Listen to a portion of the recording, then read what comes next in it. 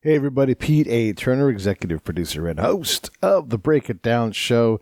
And as we are all trying to get our heads right as we enter the new year and support resolutions, of course, I'm going to push you to be more charitable and to be more healthy. And that is exactly where I am at. I'm trying to be even more involved in charity this year and continue my quest to walk and swim a whole lot more, and even starting to push some weights as I've finished. I think I've finished recovering from my hernia surgery, so we're going to start putting some weights up in the air and getting more healthy.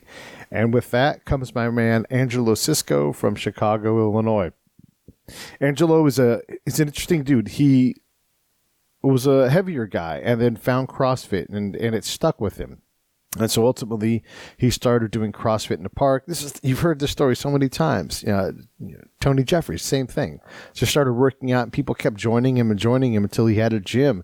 And now he has a podcast, and he calls himself the Alpha Hippie because he's just trying to get people happy, healthy, and help them find their own thing, just like he did.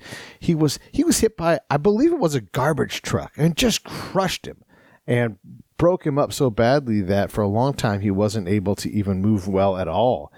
He had a whole bunch of problems with dealing with his childhood upbringing and trying to sort all those things out. And again, it was CrossFit that saved him. So in an effort to help us all find that moment of inspiration, to know that there's, the thing with working out and being fit, that wagon always stops so you can get back on after the holidays. And hopefully what Angelo talks about will inspire some of you to find that time, even if it's 10 or 20 minutes a day. Do the powder Matt Mossler thing where you get outside and you let nature give you awe and wonder. So Angelo and I have this conversation about life and what it is, and he talks fast. So if you listen on at a higher rate of speed, you're going to have to slow this one down because Angelo puts an hour and a half worth of commentary into about 45 minutes. I know you're going to love this episode. I'm going to push you right now to make sure you support the show, share it, push these episodes out to people. We have so many different things. Right now we're hitting a little heavy on the fitness thing because of the new year coming up, but there's so many great episodes coming out. But just make sure you share the episodes. That's a really big thing. That's my specific ask for the day. Send it an email, whatever you do. Let me know what you did, and I'm glad to share that. Okay, look, so check it out. Here's what we're going to do. Go to savethebrave.org. Click on the monthly donation tab, put a small amount of money in there. If you've had some extra money you want to donate for your annual year-end charity giving to hit your tax threshold, by all means, kick that money in there as well, and let's do this together. If you've got land you want to donate, that is a fantastic way for charities to take that asset, liquidate it, get the money, put it to work, and get that land back out on the market. So, if you're in that situation where something like that works for you, let's do it. Otherwise, here comes my man, Angelo Sisco, the Alpha Hippie. You're going to love it. Lions Rock Productions.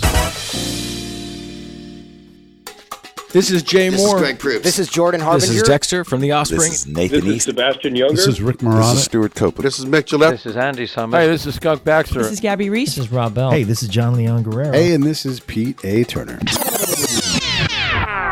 Hey, this is Angelo Sisco, and you're listening to the Break It Down show. Yeah, Angelo and I, we swap podcasts. It's my turn to have him on my show.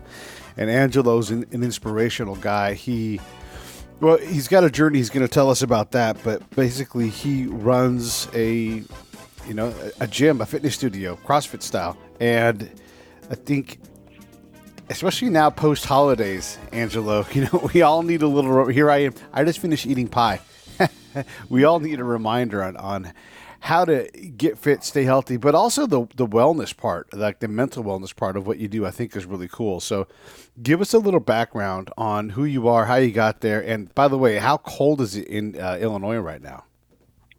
I think today it's like 40. It's definitely, it's not too bad. It's actually pretty sunny today. So we're really lucky. A few days in the weekend, it was that cold rain, and that's pretty miserable. So we're happy for this stuff today. Yeah.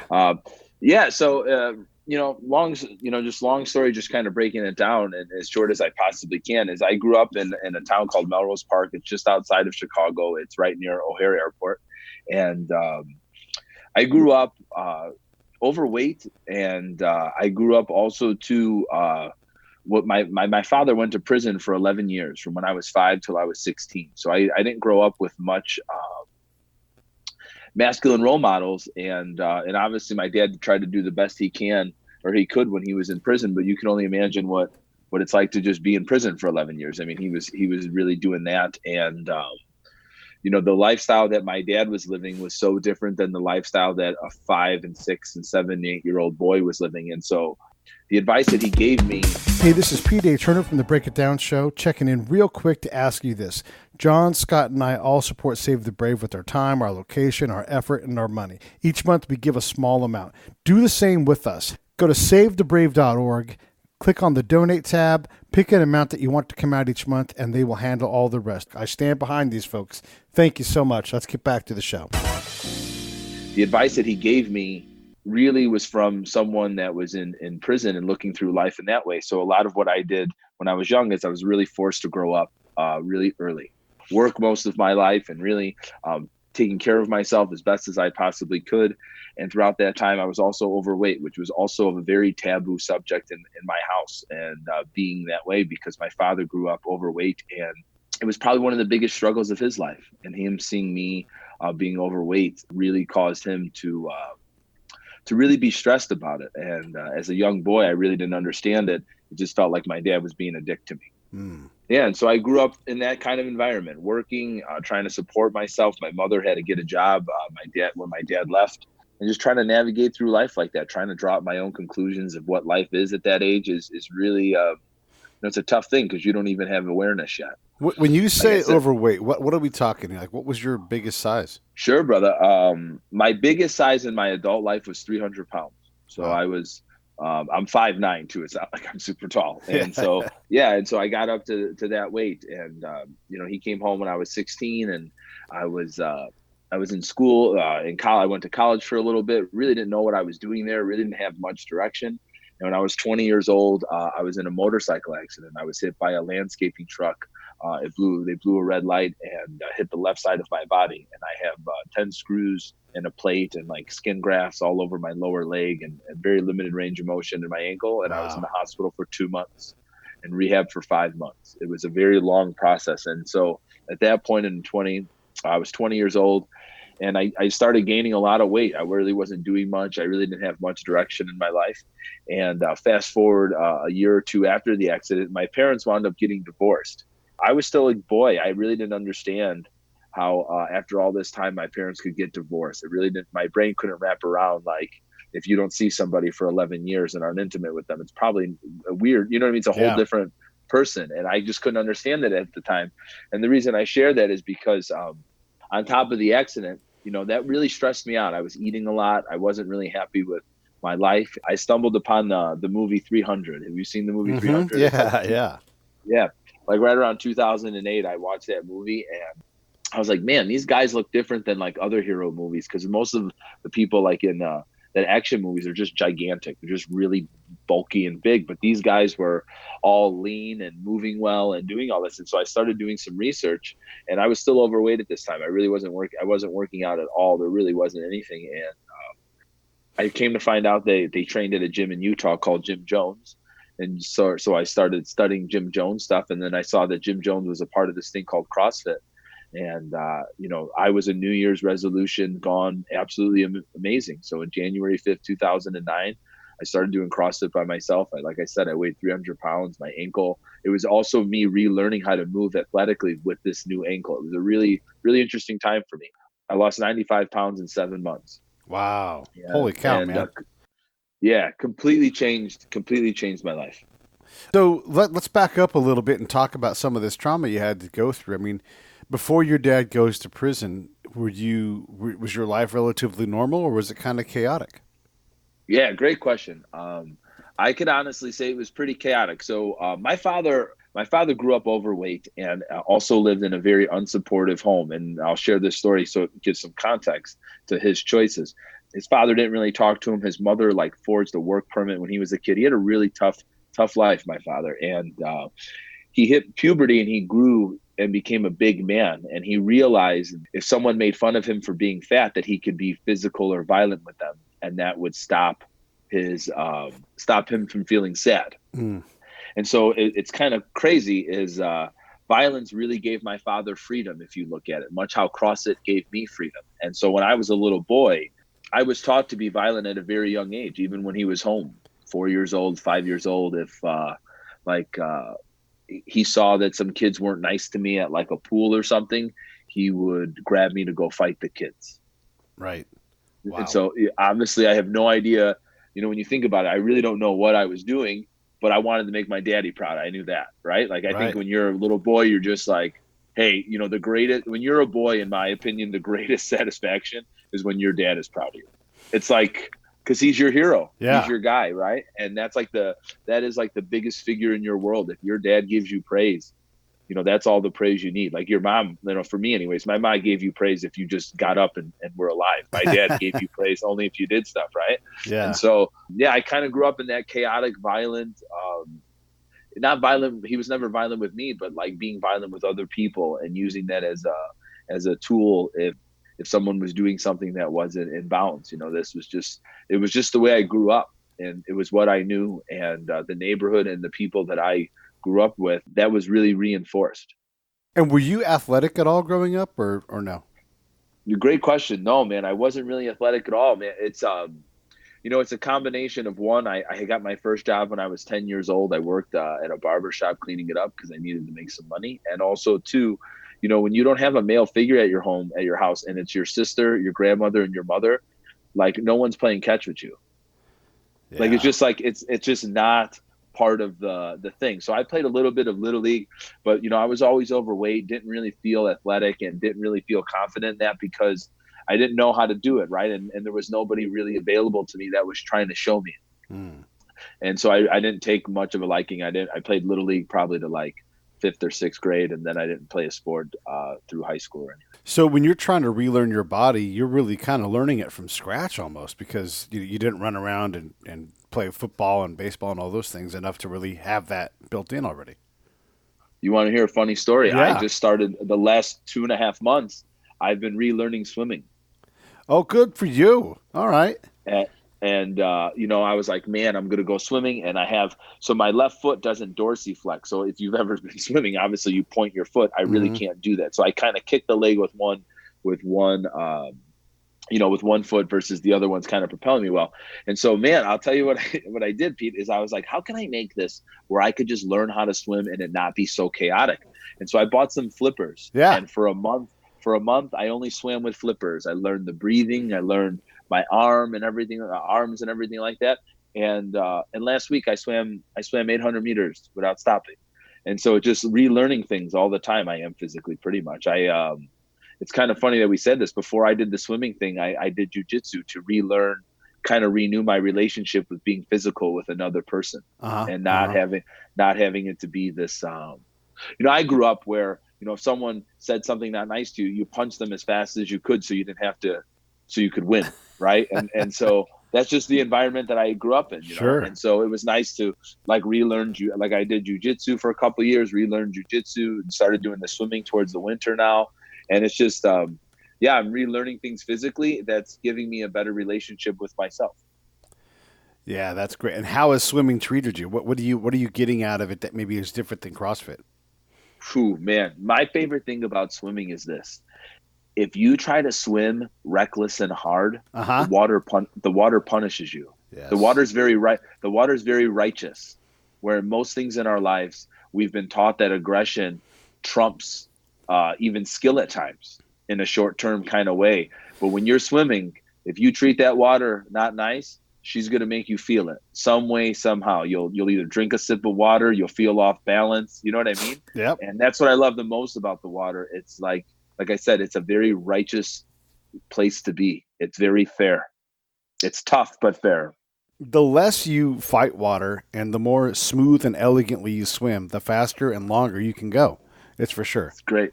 Yeah, it's really nice. And so where was I? I lost 95 pounds. Let's get back to the original story. So I lost 95 pounds. Like I said before about my father, CrossFit gave me freedom. I felt like a whole new lease on life. I was 25 years old, and I felt like I found the thing that was going to make me like a man. Like this was my vehicle for my own growth and what I would like to share with people. And I started training people outside for free. I had another business at the time. And so it was at night. And so during the day, I would just research and learn about exercise and nutrition and train people outside for fun. And then I was like, man, why can't I make this my career? This would be so great. This wouldn't even feel like work. And so I started training people at a park for a fee. And then September of 2009, that same year, rented a racquetball court space, and I converted that into a little gym.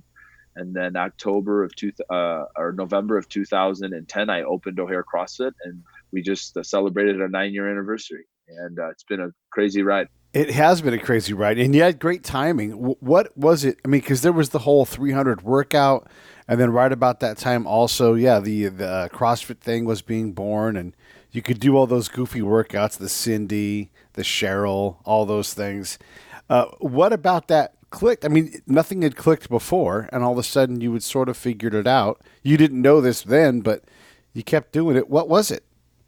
I watched a video one day of this guy named Josh Everett, who was like the original, you know how there's Rich Froning and all these big CrossFit people. Mm-hmm. But Josh Everett, back in the day, anyone that knows CrossFit, was like a monster. He was a 185-pound guy. He could clean and jerk a lot of weight, but he had a good body weight awareness. And I watched him do this workout called King Kong, which is a mixture of lifting heavy barbells, but also doing higher skill gymnastic stuff. And I watched him do this. I was like, this is how I would love to express myself physically. I would love to be able to pick up heavy things and move and do that. I would love to be able to move my body and have body awareness to do gymnastics and agile movements. This would be like the perfect combination. And so that's what really drew me to CrossFit. I wanted to be able to be super strong, but I wanted to do things. I wanted to express myself physically that was also more than just looks. As you hit these barriers that inevitably come up as you go on these kinds of journeys, what barriers did you hit? Describe like how you dealt with that, all those things. So as far as my journey into CrossFit, the first day I did my workout, I cried on the way walking home from the little local village gym. And I cried because I didn't realize how out of shape I was, man. I really didn't. I thought, you don't realize how far you've gone till you do something like I did a physical test, and it was a bunch of stuff in a row. And at the very end, you had to do 1 minute of burpees. And I was like so dead from the test. I did 3 burpees in 1 minute and I was destroyed. Yeah. And I went home. It was the first time I consciously made a decision that was only about making myself proud. Yeah. Yeah. It wasn't about making someone else proud or doing something so my dad would notice me or other people would notice me or girls would notice me. Like I knew that day that I was coming back because I wanted to make myself proud. And I could still feel that day that I made that decision. And so that was like a huge barrier for me right off the bat, that I had to make a commitment that I was doing this for me. And it was just Angelo only. It was the Angelo show and wasn't about anybody else. And, that was a huge, huge barrier for me. Then I started training people. You want to go into that? I really had no business acumen. I'm very good with people. I'm really good with emotions.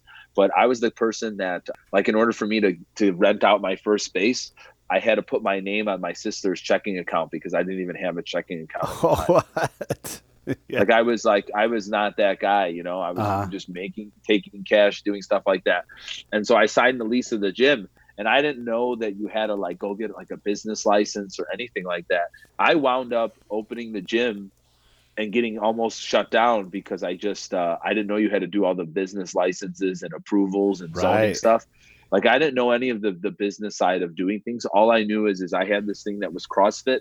And at the time in 2009 and 2010, I was one of the few people in this area that actually knew what it was and was trying to define it for other people. A lot of people didn't know what CrossFit was. It was a very unknown fitness methodology and an exercise program, because there was times when I would go to regular gyms and I would leave the treadmill running because I would do a workout where I would run, and then I would run all the way into the weight room, do a bunch of deadlifts or something. And I'd be running around these big box gyms, and they would just be kicking me out all the time because they thought I was just dangerous. You know what I mean? Leaving the treadmill on 7 or 8 miles an hour, just running. And that, you know what I mean? It was just such an unknown thing, but I felt so connected to it. I wanted it. It was a vehicle that gave me freedom, and I wanted to share it with people in the same way because I wanted them to experience this freedom that it gave. Yeah, that's great. So as you're experiencing this freedom and this growth, you're having to learn, one, how to be a businessman and do all the things legally, but also, learning how to train people. It's one thing to go through a whole course and all that kind of stuff, maybe get a degree in it, but you're sort of, you're doing the autodidact thing. You're just doing this yourself. What gave you the confidence to see that through? That's not easy to do, man. Yeah. When I opened the gym, I was the sort of typical underdog story. I wanted to prove to myself that I could do it. I also wanted to prove to my family and people that I knew that even though I dropped out of college, that I was still going to make something of myself. Like I had a really crazy identity wrapped around I wasn't really doing anything worthwhile. I mean, that business that I had, we were just selling pizza slices outside to drunks outside of bars and clubs in Chicago. It really wasn't anything very sophisticated. It made money, obviously, because it was fun and people were really into it. But, I wanted something that I could say at a party that I was really proud of. And that was mine. And that I created. I really wanted to, there's certain, as far as like feeling empowered, like for you to have a thought and that thought be an idea, and you tell someone out loud that you're going to do that, and then you do that, that is probably one of the most like biggest builders of self-esteem. Like, because now you know that you could create something. It's such a beautiful thing. And so I really felt called to be doing that. So you're dealing with these things and you're discovering pride in your own efforts and starting from a place of, I want to build pride, but also doing things for you, not to try to impress your dad or anybody else. When you're talking and training with your other people, you must surely be pulling those lessons out for them as well. Yeah, totally. I think one of the things that has really helped me actually be a coach and a trainer is my journey is more like my client's journey than the guy that was the stud football player, quarterback, went to college, got an exercise phys degree, is done playing sports, but now he wants to train people. I could connect to people in their darkness because I've lived it. You know what I mean? And I think that's what really draws people to working with me in any capacity is I am not the typical guy that's a coach. I'm really not. I made this up, No, I get it. You start to get this going. You start to see some success. You start to pick up the rules of business, but you just keep going and you get better and better. Talk a little bit about your evolution, not on like the wellness side and the workout side, but on the business side. I mean, look, you are supposed to be crippled by imposter syndrome because that's exactly what you actually are. And yet you kept going. Yeah. It was such a nice time, man. As soon as the gym started getting going and I was able to create some revenue that was beyond just what I needed to live, I completely just threw it all in education for myself. I couldn't stop learning. Like I wanted to learn, and I would reach out to mentors and do their programs or ask them for calls and stuff like that. I was just throwing every piece of money that I had into me essentially, because I really believe that if the more wisdom that I carried, the more I would be able to help people. And so I had a very deep time, 2010, 11, 12, 13, 14, 15, just learning from business coaches, going to masterminds. I really didn't take money out of the gym unless it was for something like that. It was very, for at least 2.5, 3 years, I didn't go on a vacation or anything like that. It was just to go travel, to go to someone's seminar or pay so-and-so to do an hour Skype call with me so I could review all this stuff with them. And I just really wanted to feel like I was the best at what I did, and I did what I believed that entails, to feel that way. Yeah. So as you go out and you do this, you start to you connect with the people that you're training. Let's talk about that a little bit. So it's one thing to say I'm good with people, but you must have been getting better at people too, because they keep coming back. You keep finding new clients. All of that stuff is a validation that you're doing it the right way. Give us some insight on that. Yeah. I was extremely, and still am extremely passionate about people being aware and happy that I was holding them to a higher standard than maybe they really believed at that given time. Okay. I just really wanted to see people grow and evolve and become more confident and become better people. I just truly believe, how you treat your body is in direct proportion of how you feel about yourself. Okay. I really believe that. And I wanted to show people that they could use exercise and CrossFit and proper nutrition to change their whole outlook on their life, because that was exactly what happened to me. I mean, when I lost almost 100 pounds, I was a happier person. I just was. I was happier to be around people. I was happier to buy clothes. I was just happy to do that. And I really wanted people to have their version of that journey inside the walls of my gym, like whatever that was for them. So for me, it was losing 100 pounds. For some people, it's losing weight. For some people, it's gaining muscle. For some people, it's doing a certain type of movement or a certain weight of something. And I wanted O'Hare CrossFit to be the vehicle to help people get to be the best version of themselves. What kind of mantras did you come up with for people as you know, you're coaching? And again, you're getting better at coaching people. They keep coming back. You're not training in the park anymore. So what were some of that self-talk, that positive self-talk that you've got to have to be able to push those burpee sessions? You know, how many burpees in this much time? You know, I can do this. I'm the best. What are some of those mantras? Yeah, for sure. So one of the things that I really focus on when it comes to that stuff is speaking in the positive. Mm-hmm. So never saying like, don't stop. I think that's one of the hardest things for people to really get out of saying, because when you say like, don't stop, mm-hmm. it focuses on the negative, because you're saying what you don't want to happen. Right. And so just making sure like I could keep moving. I could keep moving. I could keep moving. Like little things like that. Like that, it was probably more, it was really dependent on the person and their language, what that would really relate it to them. Mm-hmm. Like this was just a big example. So I just trained somebody for the fire department, and he had to get through all of his testing. And that was what we did is I could keep moving. I could keep moving. Because if you say that versus don't stop, I could keep moving is a much more empowering phrase. I love it.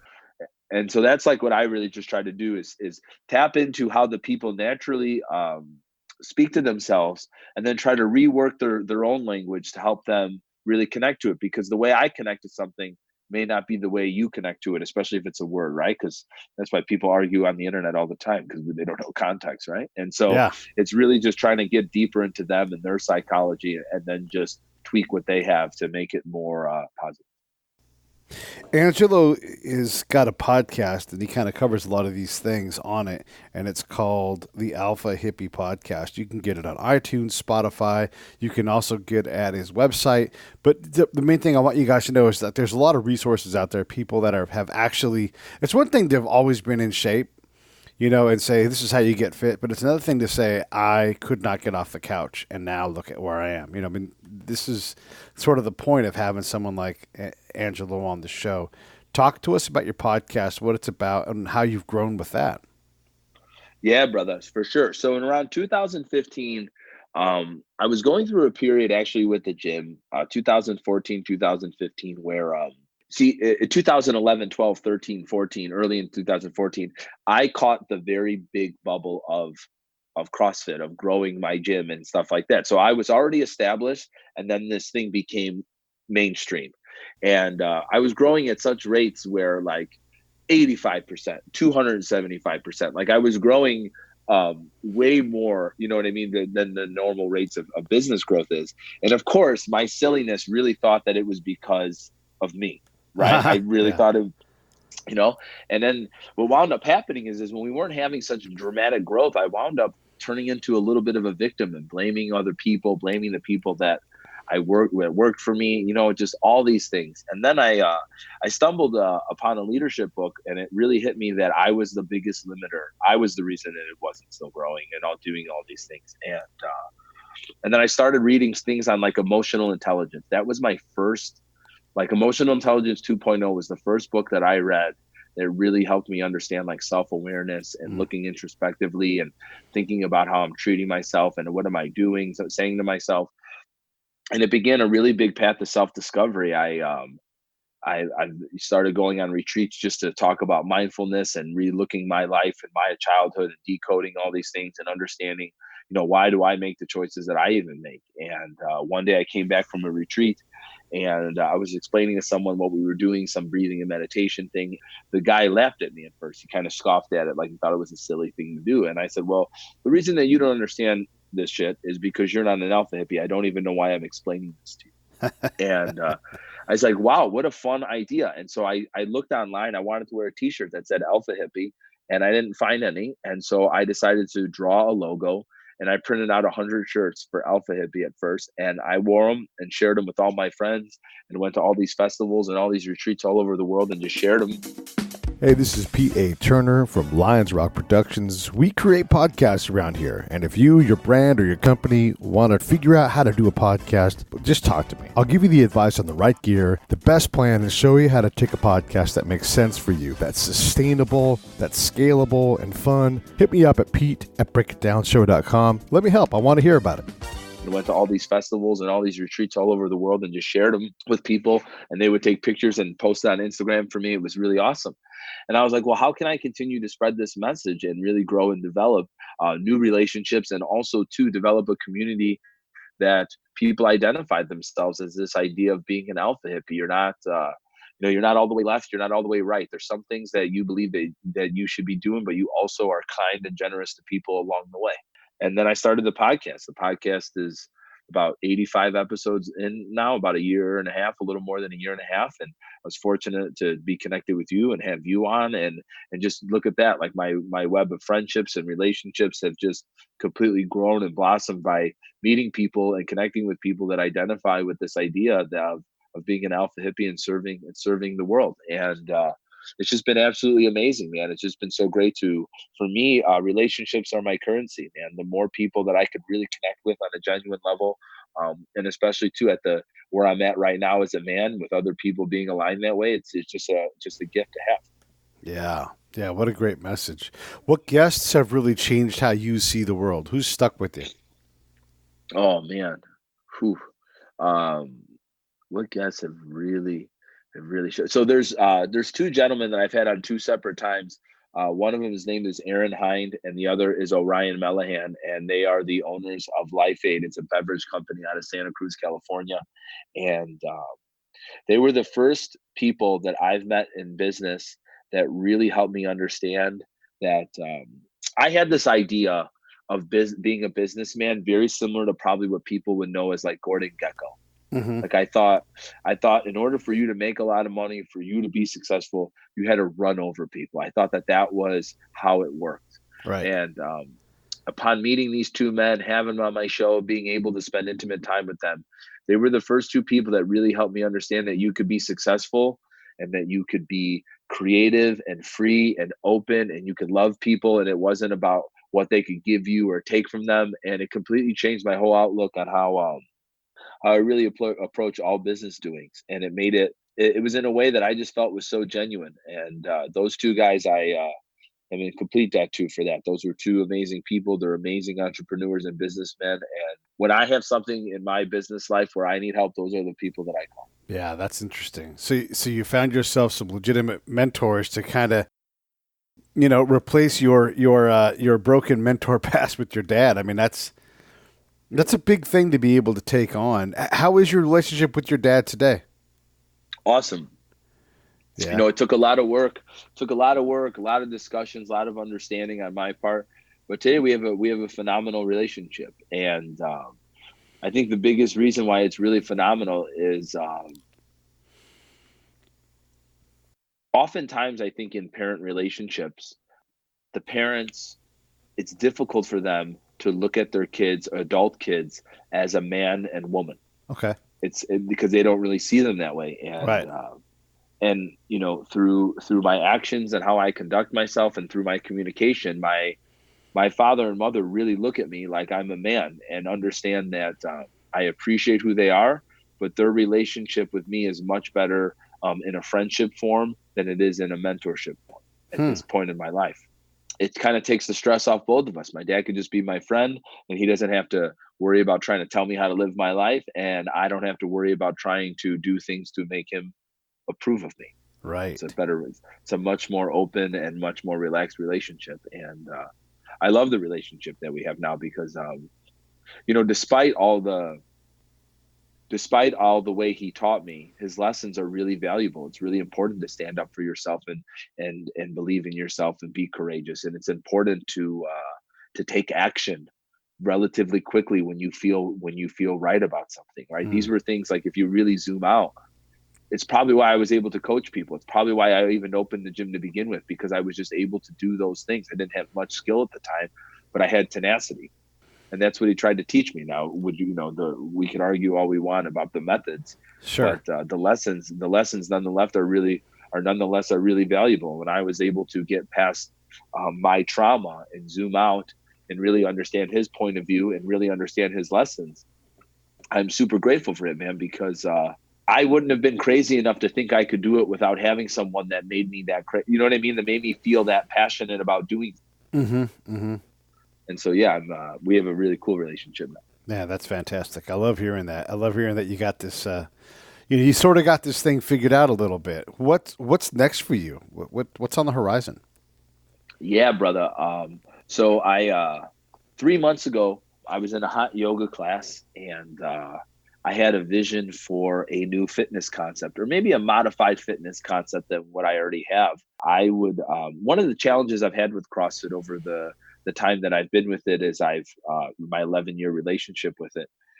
There's not much mindfulness, open spoken about mindfulness inside of the CrossFit arena. A lot of what people believe CrossFit is disconnect from your brain or disconnect from your body so you could just go harder. And don't get me wrong, I think there is times where everyone needs to train with somewhat intensity, but I would also argue it's not as frequent as most people think. I think if we all trained at 80%, 70 to 80% most days, and one day every 2 weeks or maybe 3 weeks, when it really just felt right, you went hard, people would be less likely for stress injuries, overuse injuries. And also, I really believe people would develop a better relationship with exercise because they're going to be more connected throughout the moving of it. And so I'm working on what I'm coining as a mindful functional fitness concept that I had a vision of that day, and I'm putting it together as we speak. What it will look like, what it will feel like, how the classes are going to be just a modified. It's going to be a different version of CrossFit because it's going to be based on being connected with your body, being connected with your breath, not letting go of the connection. Because one of the challenges that I think that happens with CrossFit is in real life, if you're under a stressful situation, the worst thing that you could do is disconnect and just go off the handle and just go and try to blurt through it. It's really like the wrong way to handle stress. And when you think about training, what any training really is that you're building up your tolerance for stress. That's what training is, right? I squat 200 pounds. The next week I squatted 210. I built up 10 more pounds of tolerance of stress that I could put on myself. And so I want people to develop a better stress response with fitness and functional movements and strength and conditioning. And I'm really passionate about this, brother. And so this is what I'm moving towards in now and designing it and really crafting what I really want this to be, because this is going to be the thing that the last 10 years of coaching people outside and 9 years of owning O'Hare CrossFit, this is with what I have skills of now at 36 is what I'm creating. I'm not just living in what I created when I was 26. Yeah. I'm creating the best of what I have now to my knowledge and expertise. I love it. And I love your headspace around the whole thing too. I mean, you know the path and you're comfortable not knowing exactly what it all fits, how it fits together. And being able to synthesize the lessons that your dad gave you into something valuable. You know, maybe he taught you through the wrong method, but the lesson seems to have stuck. And heck, that's a powerful thing. No matter how you chop that, like you actually received a powerful skill set from his goofy way of teaching you determination or tenacity or whatever it is, and to accept that is big, man. Yeah, it's freedom. Yeah, it is. That's what it really is. Yeah. Well, I'll let you turn the mic around and ask me a couple questions if you want. We got a little bit of time because you talk fast and go fast, so we burned through a lot of questions already. Sorry. No, yeah, don't brother, be sorry. Sure. It's great. What do you want to get into? Oh man, have you done any album shows lately? Oh, you know what? We are sort of on hiatus with that because of the holidays, and Mike, who took over running it, got a new job. But we are going to have some very soon. We actually have one that's recorded and in the can. I just have to produce it. That's U2 versus the Beatles. But are you interested in doing one? Oh my God, I would love to do one.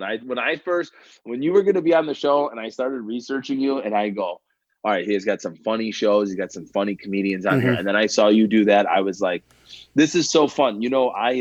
I love debates of substance. Like when people could articulate their opinion and really help them understand it. I think it's such a nice thing. And especially something like music, which is such a universal language and it hits people differently. It's so nice to hear how something hits you. And it could be completely different for someone else. Yeah. Right. And it's like, I love hearing how people connect to something like that. Cause to me, music and food is universal. It's the two things, like when you really break down humans, we're all connected by. We like some form of food. We have some sort of preference on that. It's true. And we love, and most people like music, right? It's, I have a baby. If we put music on, he's very stimulated. He doesn't, this is a very natural thing. You have to try to, in my opinion, you have to try to not like music. Yeah. That's awesome, man. I love hearing that. The whole thing about music and comparing how it hits you, it's such a big thing. There are so many times in the show, in the album fights, where you hear something and you're like, man, I wish I would have thought to say that. That's such a great point. And it does recalibrate how you see songs or how you hear them and how you experience them. It's a great point, man. And I dig how you appreciate that. Does that resonate through the rest of your life too? Like that perspective acceptance that other people have them and they can often enlighten you in ways that you weren't, like they can allow you to enjoy things more than you ever could before if you just allow them to show you how they see the world. For sure. I really, man, if you ask me what I really am, I would say that I'm an artist. I create things. And I think what every artist really longs for, if you're creating something, is you want your work to be appreciated. And in order for your work to be appreciated, you have to appreciate other people's forms of communication and styles and doing that. And so I'm really open to it, because the truth of the matter is what people don't often say enough is for me and you to do this podcast, it's pretty fucking courageous. Yeah. It really is. Like, you know what I mean? We're putting ourselves out there. You're putting yourself out there. I'm putting myself out there. And that's what artists do. And anytime I see anyone doing that in any form, I want to let them know that I appreciate their work, because, in turn, I want it the same way when I put myself out there, right? Yeah. Yeah. Yeah. How about that crazy podcast growth experience? You do it to represent a brand or to get something off your chest. And then what you get back, at least from my experience, is 1,000 times more than what I ever thought it could be. Even though it's not what I thought it was going to be, it's just such a wonderful, life-fulfilling machine that just continues to make my life bigger and better and more rich all the time. Totally. The thing I love the most about the podcast, brother, is, in this busy world, and I'm sure you know this, for a conversation to get really good, it's like a prize fight. The first round is usually like the first beginning of a conversation. It's pretty off. Like people are feeling each other out. Me and you are catching a rhythm of how we're going to kind of dialogue with each other. But then after that second, third, you know what I mean? You start getting into and that's just so great. And I love doing that. And podcasts, in an interesting way, almost force us to dial into that. And I think we see how much we connect with people on such a deep level, just speaking to them for an hour, because there's nothing else for this hour but just me and you, man. Yeah. Have you pulled any moments of wonder out of your podcast, like the guests or anything, where something hits you just later on or after a shower? Like a lot of times after a shower or during a shower or during a nap, something will synthesize and unlock in my brain. And I'm like, oh man, I've completely changed how I see the world. Oh man, totally. I had a talk with this guy. His name is Tom Foxley. He's got a Mindset RX. It's like a mindset thing for CrossFitters. And we had a talk about order and chaos, and how that's really the world. There's masculine energy and there's feminine energy, and you need both. You need to play in both. So chaos would be like the creative side of things, and that side of, like, you can't create things in order. You need chaos to create things. But then once you have the idea, you need order to really translate the idea. Like you can't just be chaotic all the time and think that you're going to be consistently making amazing things. And so it's this idea of being in, we were explaining it with me. It's like this idea of being in harmony with both of them and understanding which one you need most in your life at that time. Like if you don't have any direction and need direction of what you're supposed to do, you're probably better off going on vacation where no one knows you for a week and completely letting yourself have no rules and be open to experiences. And then once you're done with that, you need to get back into the order, because that's where things get really made, is when you're hitting the hammer every day. Yeah, that's and great. It's one of my favorite things that's really hit me in my life, because I used to have periods where I didn't have much order, and I thought that was a weakness as a leader and as a man. And I looked at it in the wrong aspect. Well, I definitely identify with that. There's times like I was gone all last week on a vacation, relaxing, somewhat mindful of the show, but working on not thinking about the show or working or anything. And now I'm having to transition back to the grinding it out, working day-to-day stuff that I have to do to make this happen. But I was flooded with great ideas for things I might do in the future. I can only take on so many projects, but I got to fill my brain up with ideas and then start to write them down and figure out where they might go in the queue of is this an individual episode? Is it a limited series? Is this, whatever it is? And it was great to take that chaos and that stress of not doing what I normally do and allow that to become something and create space for other thoughts and ideas. 1,000%. And the balance and the harmony, I should say, not the balance, because it's not ever equal. You know what I mean? It depends on where you're at. And because once you get in the harmony of doing that, dipping to one side versus the other, what lies in the center is probably what most people would think is like what you would categorize as God. It's like the perfect balance of both, being able to flow in and out of the other whenever you need it. Because there's days when I'm too much order and I'm a micromanager. And then there's days when I'm chaotic and I'm just all over the place and forgetting what I was supposed to do that day, right? And it's that intertwining of both, where if you're too far on one side versus the other, what you need and what's the best way to give it to yourself.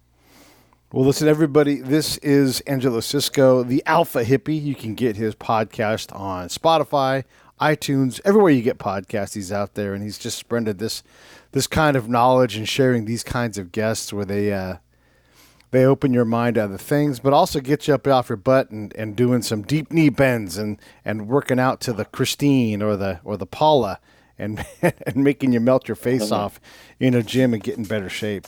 Any last thoughts at all before we go, Angelo? Man, I just wanted to say thank you for having me on the show. I really appreciate you seeing enough value in me to share with the people that you cherish, because you are the guardian of your community, and so I appreciate it. Oh man, what a nice thing to say, and I appreciate it. And we're for sure going to do an album fight. I'll follow up once we get one scheduled, but we're definitely going to get back into that and get them going, and you're on the list, so I can't wait to do it with you. Me either, brother. I can't wait. My pleasure. Thank you.